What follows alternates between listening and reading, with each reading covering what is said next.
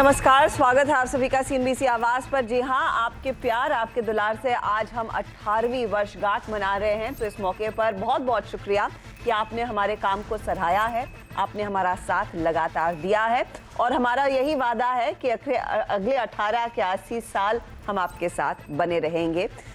लेकिन आज मार्केट की चाल क्या हमारे साथ है वो आपकी स्क्रीन पर लेकर आते हैं, जहां पर कल की अच्छी खासी रिकवरी देखने को मिली थी। ग्लोबल क्यूज शानदार थे, अमेरिकी मार्केट्स में अच्छा खासा रुझान खरीदारी का बनता दिखाई दिया और आज की तस्वीर अब आपकी स्क्रीन पर आ चुकी है।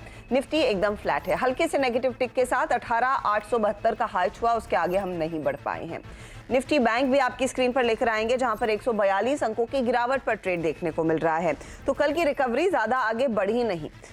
मिड कैप इंडेक्स में दबाव ज्यादा, करीब करीब 200 अंकों के नुकसान पर फिलहाल ये ट्रेड बनता हुआ दिखाई दे रहा है। ये फिलहाल अब तक की चाल, लेकिन हमारे जानकारों की आगे की क्या रणनीति रहेगी, उनकी अप्रोच क्या रहेगी, खासतौर से आज फ्राइडे के सत्र जहां पर इस हफ्ते के खिलाड़ी नंबर 1 का ऐलान होता हुआ दिखाई देगा आपको स्क्रीन पर।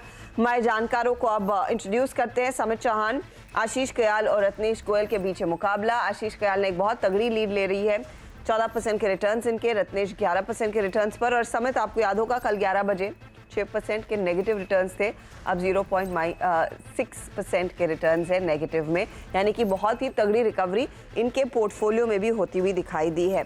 तो सबसे पहले स्वागत है आप सभी का और मैं आप सबको शुक्रिया कहना चाहूंगी कि आप हर रोज हमारे लिए समय निकालते हैं, इस मंच पर जुड़ते हैं, दूसरे कार्यक्रमों में आपका साथ रहता है और आप ही की बदौलत हम दर्शकों तक पहुंचते हैं अपनी बेहतरीन रणनीति लेकर। आज की अप्रोच समित कंस्टिंग आप वो कमबैक रोल में हैं, क्या रहेगी?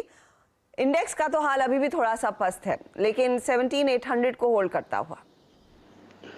First of all, congratulations to you and your entire team for completing, 18 years.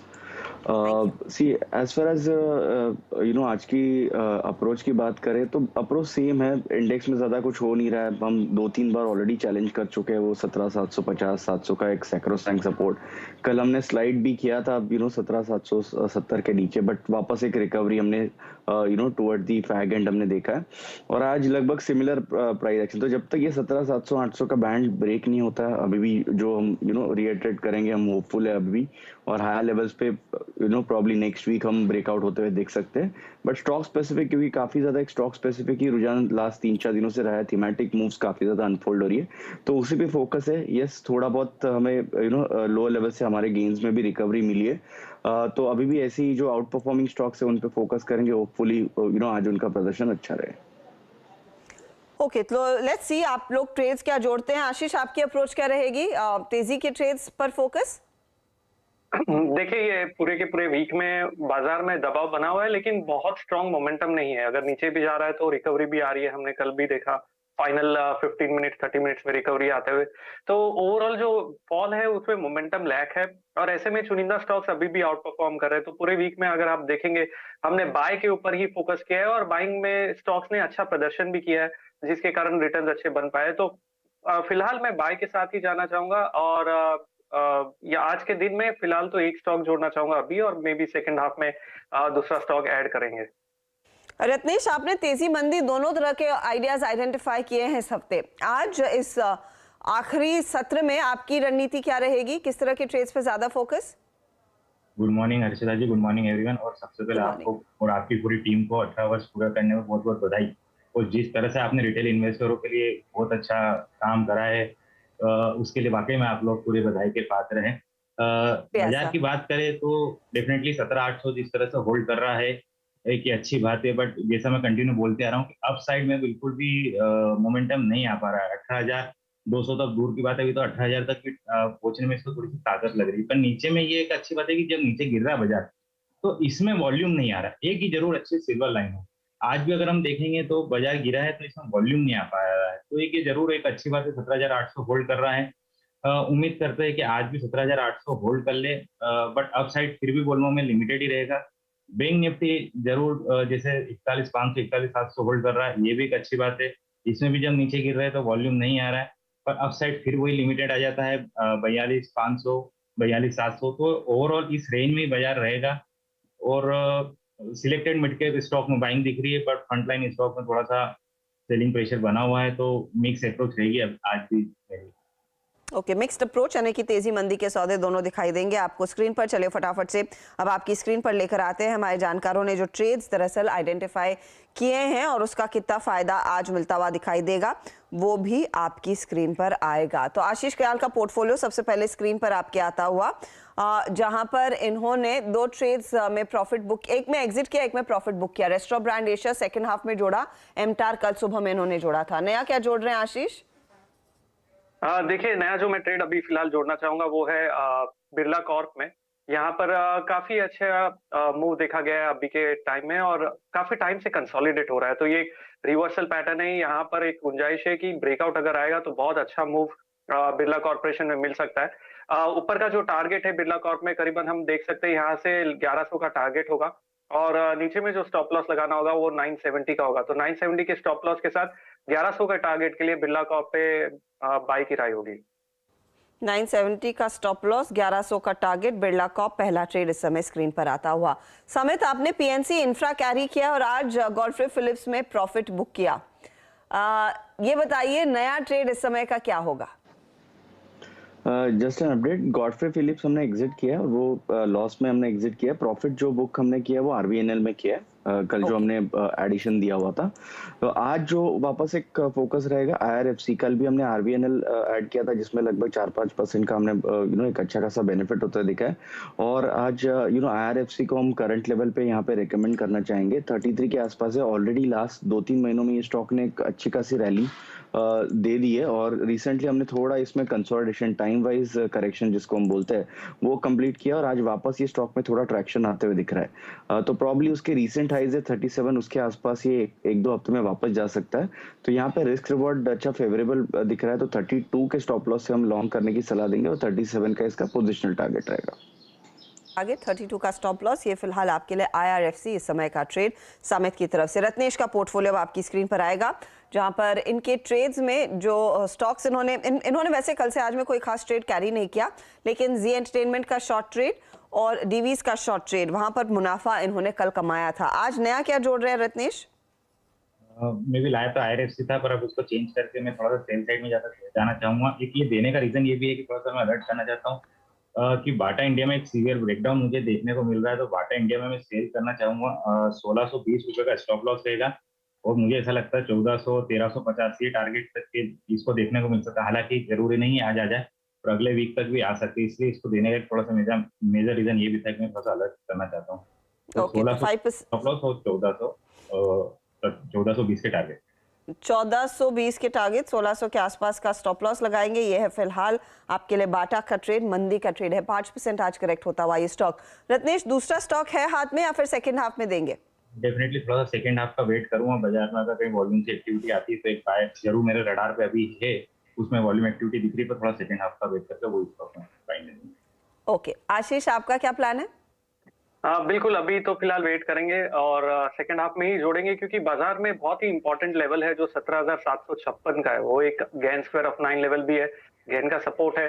तो अगर वो ब्रेक होता है तो मैं सेल ट्रेड जोड़ूंगा, अगर वो ब्रेक नहीं होता है तो शायद एक और बाई ट्रेड के साथ मैं फिर जुड़ना चाहूंगा थोड़े टाइम। थोड़ी देर में एक और ट्रेड आएगा आशीष की तरफ से। समित, एक जगह खाली है, भरेंगे या रुकेंगे?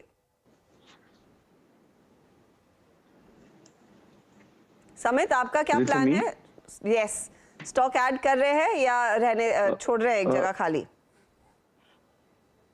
नहीं, यहाँ पे ऐड करेंगे हम। आईटीआई हमें अच्छा लग रहा है, काफी लगभग 5 से 6 महीनों से ये स्टॉक के कंसोलिडेशन और ग्रेजुअली कहीं ना कहीं ये कंसोलिडेशन में थोड़ा नेगेटिव बायस से ट्रेड हो रहा था, बट 100 के आसपास इसका मल्टीपल सपोर्ट जोन है और रिसेंटली भी एक अच्छा जो एक हिकअप आया था, वहीं से ये स्टॉक ने रिकवरी दी और आज इसने एक फर्स्ट साइन ऑफ स्ट्रेंथ यहाँ पे दिखाया with in this consolidation band. तो यहाँ पे हम आईटीआई यहाँ पे इंक्लूड करेंगे, जिसमें 105 का स्टॉप लॉस होगा और इसमें भी पोजिशनल टारगेट है 124 का, जो प्रॉब्ली आपको 2 हफ्ते में आते हुए दिख सकता है।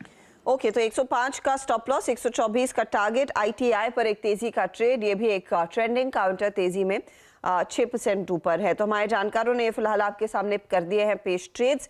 इस मोड पर हम लेंगे एक छोटा सा ब्रेक और ऑफ कोर्स ब्रेक के बाद एक रिकैप लेकर आएंगे और साथ ही साथ सीएनबीसी आवाज जो 18 साल अपने जर्नी के सेलिब्रेट कर रहा है, हमने कई इंडस्ट्री लीडर से बातचीत की है। तो केकी मिस्त्री से भी इसी मौके पर चर्चा हुई और उनसे ऑफ कोर्स इकोनॉमी का आउटलुक लिया, इंटरेस्ट रेट का आउटलुक लिया। उसका एक अंश आपको दिखाएंगे आगे।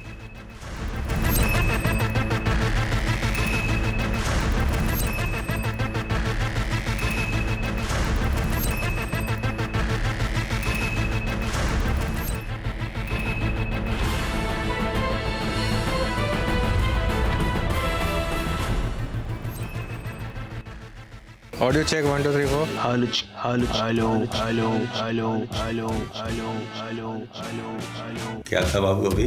जिंदगी है तो जरूरतें हैं, तो जरूरतें हैं तो ख्वाब है, और ख्वाब है तो सीएनबीसी आवाज है। दर्शकों के दिलों पर करता है राज, 18 का हुआ सीएनबीसी आवाज। जी हाँ, 18 साल का हो गया आपका हमारा सीएनबीसी आवाज। सीएनबीसी आवाज मतलब जो ख्वाब को हकीकत में बदले। आसमान की ऊंची उड़ान, कंज्यूमर की आवाज। सीएनबीसी आवाज मतलब सीधी बात, काम की खबरों का अड्डा। बस करो, हो गया। क्या बोल रहा था? सीएनबीसी आवाज अपनी 18वीं वर्षगांठ मनाने जा रहा है। इस शोरगुल में जो रही बुलंद आवाज वो था सीएनबीसी आवाज। सीएनबीसी आवाज को 18th बर्थडे की बहुत बहुत शुभकामनाएं। हैप्पी बर्थडे सीएनबीसी आवाज। हैप्पी बर्थडे सीएनबीसी आवाज। जन्मदिन की बहुत बहुत बधाई। सीएनबीसी आवाज a very happy 18th birthday. CNBC आवाज के 18 साल मतलब आपके मुनाफे के 18 साल, और मैं उम्मीद करूंगा कि अगले 18 साल हम इसी तरीके से आपकी सेवा करें और इसी तरीके से आपका प्यार हमें मिलता रहे। हैप्पी बर्थडे सीएनबीसी आवाज। हैप्पी बर्थडे सीएनबीसी आवाज। मार्केट के एक्शन पर नजरें हैं। निचले लेवल से कुछ रिकवरी जरूर आती दिखाई दे रही है, लेकिन कुछ स्टॉक्स जहां पर सबसे ज्यादा हरकत देखने को मिली है। टाटा स्टील में बहुत शानदार रिकवरी, अब 2.5% ऊपर। इन्फोसिस में वॉल्यूम के साथ तेजी आती हुई 1% ऊपर। भारती में वॉल्यूम है लेकिन प्राइस एक्शन नहीं, और टाटा मोटर्स में बिकवाली का ज्यादा दबाव बनता हुआ दिखाई दे रहा है। ये फिलहाल है इस समय के टॉप ट्रेडिंग काउंटर्स, और मंदी में टाटा मोटर्स के साथ साथ HCL टेक भी है। चलिए, लेकिन अब फोकस करेंगे खिलाड़ी नंबर 1 पर, जहां पर आज हमारे जानकारों ने अपने जो ट्रेड्स जोड़ने थे वो सामने आ चुके हैं। आशीष कयाल ने बिरला कॉर्प के साथ शुरुआत की है। 1100 का टारगेट इनका, 970 स्टॉप लॉस है। रिटर्न्स क्या बन रहे हैं वो आपकी स्क्रीन पर आ जाएंगे। बिरला कॉर्प इनके लिए आज करीब 0.10% का रिटर्न जोड़कर दे रहा है। दूसरी तरफ रत्नेश ने एक ही ट्रेड जोड़ा है, वो है बाटा का सेल साइड का ट्रेड। 1420 के लिए इन्होंने शॉर्ट की पोजीशन दी। 1600 का यहाँ पर स्टॉप लॉस है। इधर तकरीबन आधे % का दबाव देखने को मिला है, तो रिटर्न्स इस समय बनने नहीं शुरू हुए हैं। 2 ट्रेड्स इनफैक्ट समित ने जोड़े। एक तो ITI 124 का टारगेट, 105 स्टॉप लॉस। IRFC 37 का target, 32 stop loss. PNC infra इन्होंने कैरी किया 360 के टारगेट के लिए। रिटर्न्स अब आपकी स्क्रीन पर। इधर PNC आधा % ऊपर, तो IRFC में आधे % से ज्यादा के गेन्स बनते हुए। ITI फ्लैट है। अब ओवरऑल स्थिति क्या बन रही है खिलाड़ी नंबर 1 के हमारे जानकारों की, तो ये वापसी होती हुई समित की पॉजिटिव टेरिटरी में। 3.38% के रिटर्न्स इनके, 11% के रिटर्न्स के साथ रत्नेश गोयल दूसरे स्थान पर, और 14.4% के रिटर्न्स है आशीष कयाल के। ये है आपके लिए ताज़ा तस्वीर। 1 बजे एक अपडेट लेकर आएंगे हमारे जानकारों की तरफ से। कुछ और ऑफ कोर्स शेयर्स जुड़ने वाले हैं, उसका जायजा और उसका अपडेट सोशल मीडिया हैंडल्स पर भी हमारे आएगा। और ऑफ कोर्स आज दोपहर में बात होगी इस हफ्ते के खिलाड़ी नंबर 1 की। ऑल द बेस्ट आप तीनों को। चलिए, लेकिन अब बात करते हैं इस समय के सबसे बड़े मुद्दे की, कि भारत में जो महंगाई के आंकड़े कल आए उसमें थोड़ी सी राहत जरूर मिली है। अमेरिका में भी थोड़ी सी राहत मिली है, लेकिन अभी भी यूरोप की सिचुएशन साफ नहीं है। अब इस बढ़ते इन्फ्लेशन के माहौल के बीच लगातार हमने देखा था कि जो फेडरल बैंक है उन्होंने दरों में एक तरफा इजाफा दिखाया। उसके बावजूद घर खरीदारों में कमी नहीं आएगी, ये कहना है केकी मिस्त्री साहब का। सीएनबीसी आवाज की 18वीं सालगिरह के मौके पर मैंने बात की HDFC के वाइस चेयरमैन और CEO केकी मिस्त्री से, और उन्होंने कहा कि मौजूदा स्तर से और 0.35% तक दरें बढ़ेंगी, लेकिन इसका होम लोन की डिमांड पर असर नहीं पड़ने वाला।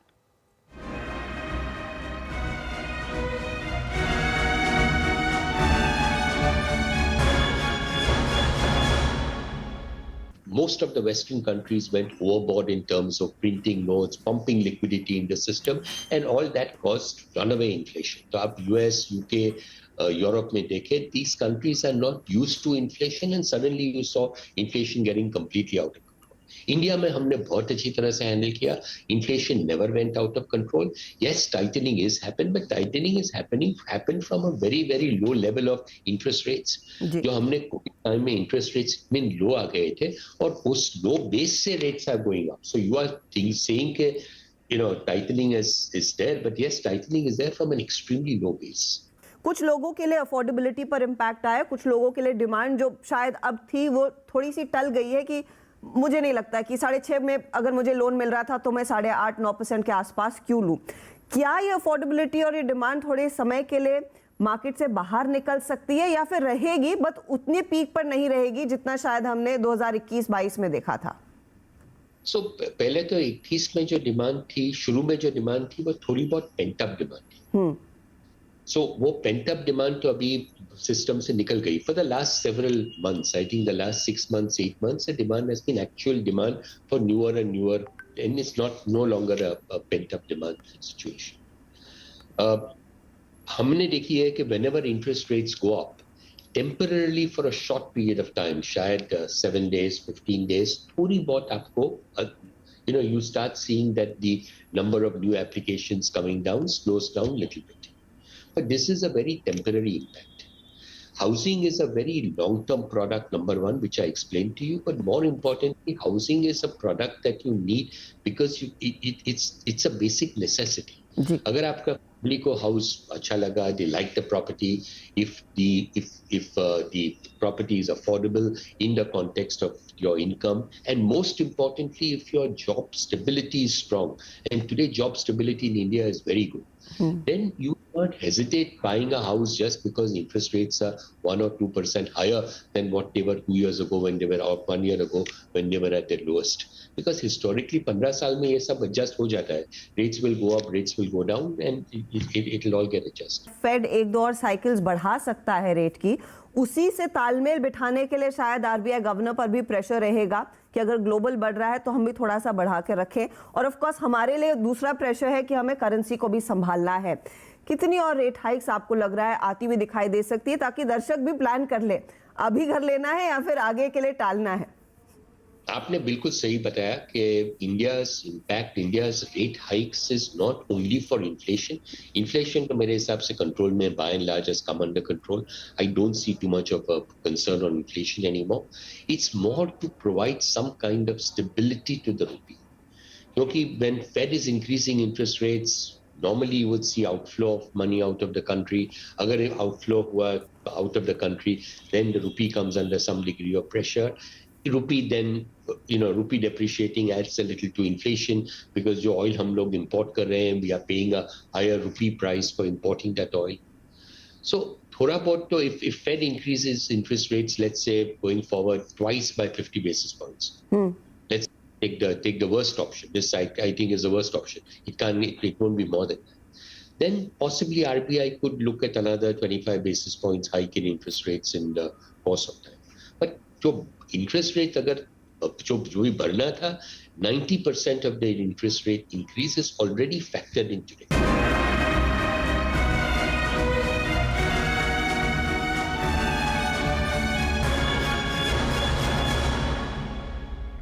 केकी मिस्त्री साहब के साथ ये पूरा इंटरव्यू आप देख सकते हैं आज शाम सीएनबीसी आवाज पर 7:27 पर.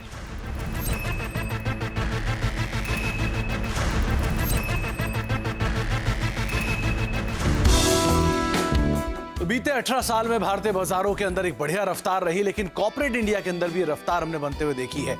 अलग अलग मेगा ग्रुप्स, अलग अलग मेगा कंपनीज का स्टॉक परफॉर्मेंस आपकी स्क्रीन पर आता हुआ दिखाई पड़ा है. किस तरह से एक बढ़िया तेजी हमने देखी है. सबसे पहले बारी आती है देश की सबसे बड़ी कंपनी यानी कि रिलायंस इंडस्ट्रीज के बारे में. 90,000 करोड़ की मार्केट कैप सन 2005 में, जो अब करीब करीब 17.6 यानी कि 18.5 लाख करोड़ के आसपास पहुंचते हुए दिखाई पड़ रही है.